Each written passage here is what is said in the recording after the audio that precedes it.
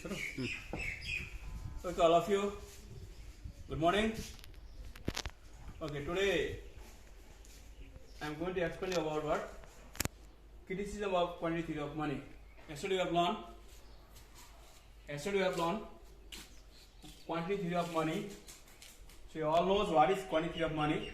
So why is there in quantity theory of money? So we are going to learn today what criticism of quantity theory of money.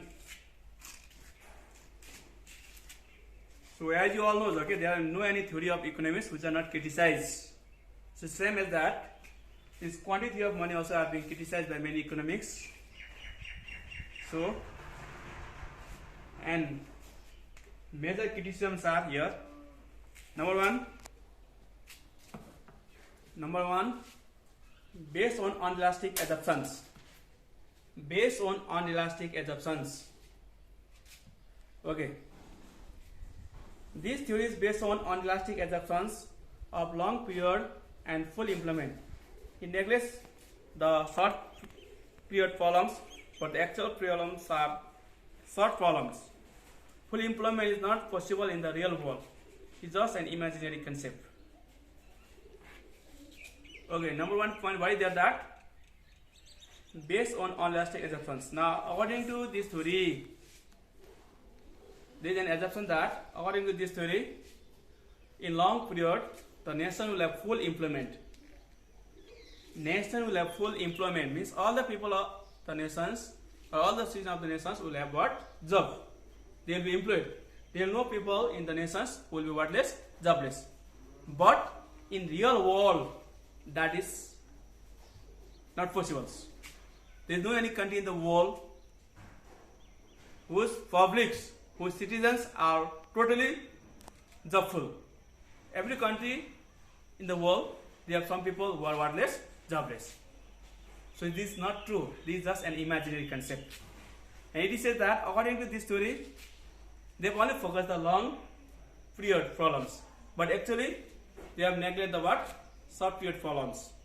So almost what means the problem which occurs, they occurs for short terms. So short period problems should be given more focus, but which are ignored in this what? Theory. Okay, number 2 now. Static theory.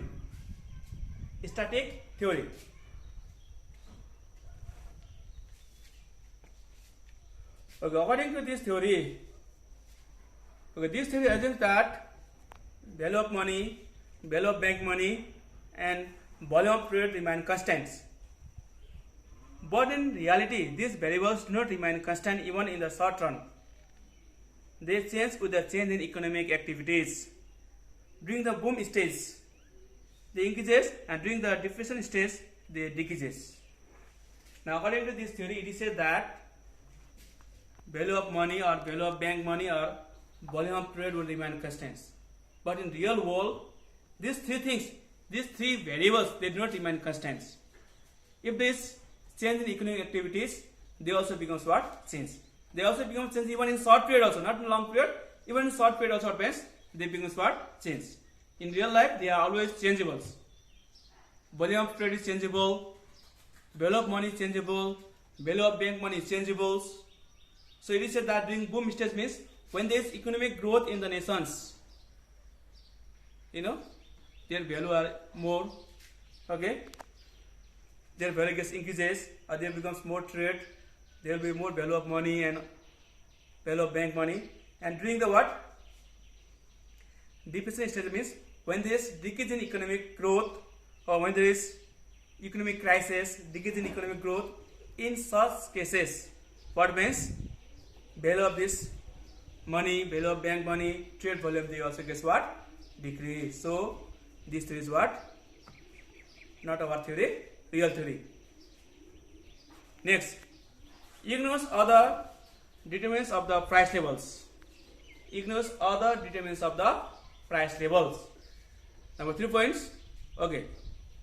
This theory maintains that the price level is determined only by the factor supply of money, value of money, and volume of trade.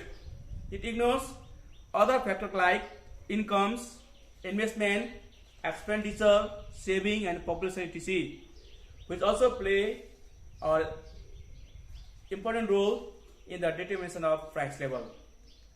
So according to this theory, it is said that price is determined by value of money and quantity of money and trade volumes. By these three variables, what means price level is determined. But others said that price is also determined by other variables which are more necessary or which are more active for the determination of price, like investment, like incomes, expenditures, saving, population. These are the other determinants which also plays an important role for the determination of what? Price. Because if there is no investment, what means? Definitely what means? There will be crisis of goods, price of the goods will be high. If there is no incomes, then what means? There will be no capital formations, there will be no savings, so no investment, there will be shortage of goods, there will be no productions, that also brings the price level high. So if there is population also plays active roles. If there is more population, there will be more demand of goods and services. If there is less population, there will be less demand of goods and services. According to demand and supply of goods, price also will be different. So in this short ways, not only quantity of money or trade volumes or value of money will determine the price. This income, investment, expenditure, population size, saving, they also play an important role for the determination of price of the goods and services. Now, next, money is not only a medium of exchange. Money is not only a medium of exchange. This theory assumes money only as a medium of exchange and completely ignores other important functions like store of value, measurement of value, standard of deferred payment, etc. Now, according to this theory, it is said that money is only important for exchange of goods and services. The function of money is only to exchange goods and services.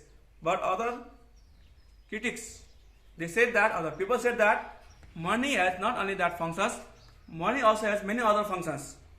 Money also plays important role in storing value, to transfer value from one place to another place, and money also plays important role for the deferred payment. Money also plays important role for the credit payment. What payment? Credit payment. So that's why it says that money is not only for exchange, money also is important for store value, transfer of value, and for what payment? Deferred payment. Now next, not independent variables. Not independent variables. Okay, this theory assumes that all the four variables, amount of money, value of money, price and trade, are independent. But in reality, all these four variables are dependent on each other. The change in one variable affects the other variables. Now, according to this theory, it says that this supply of money, value of money, price, trade, they are independent.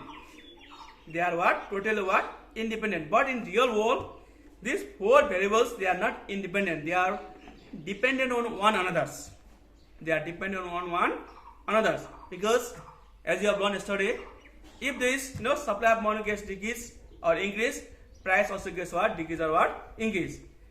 And due to decrease and increase in price, value of money also gets decrease or increase, and trade volume also gets what? Decrease and increase.